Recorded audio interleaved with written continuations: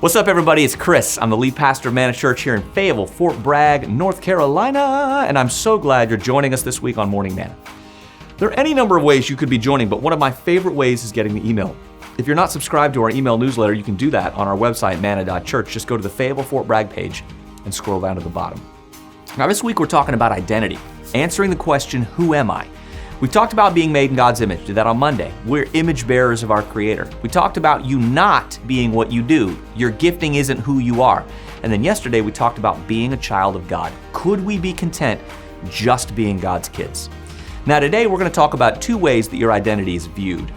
Who you are as a child of God, and that spirit is placed inside a soul and a body that bears the mark of your Creator. Listen to what the Bible says in 1 Samuel 16:7. Man looks at the outward appearance, but God looks at the heart. Now, I've been in the local church all my life, and I cannot tell you how many times this verse is used to make the case that it doesn't matter what people think of who I am on the outside, because God is looking at my heart. He alone knows my heart, and that's all that matters. And that is true, partly. Read that verse again. God looks at the heart, but what does man look at? Yeah, that's right, the outward appearance. Now, this isn't an excuse for us to go judging people based on their outward appearance. That's not what we're supposed to take away from this. God looks at our hearts, and we should strive for our hearts to be right before Him. But other people only have our outsides to go on. Now, we aren't talking about physical characteristics. I'm talking about how this identity plays itself out in how we carry ourselves.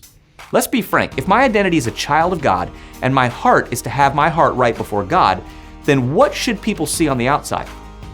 When I lead worship, I tell vocalists with a mic, if God's done anything in here, then we should see it up here. It doesn't mean you're a weirdo. It doesn't mean you act outside your personality. But if your identity's in Him, then there should be something that makes its way to the outside. Listen, the world's judging us by how we act and by how we carry ourselves. The Bible says that's going to happen. It says in Proverbs 20, verse 11, even a child is known by their actions. So how can we judge? By whether their conduct is pure and right. When identity is right on the inside, it works itself to the outside. This doesn't mean we're hokey, doesn't mean you're weird, but as you root your identity in being a child of God, let that change on the inside be reflected on the outside. I hope this has been helpful to you.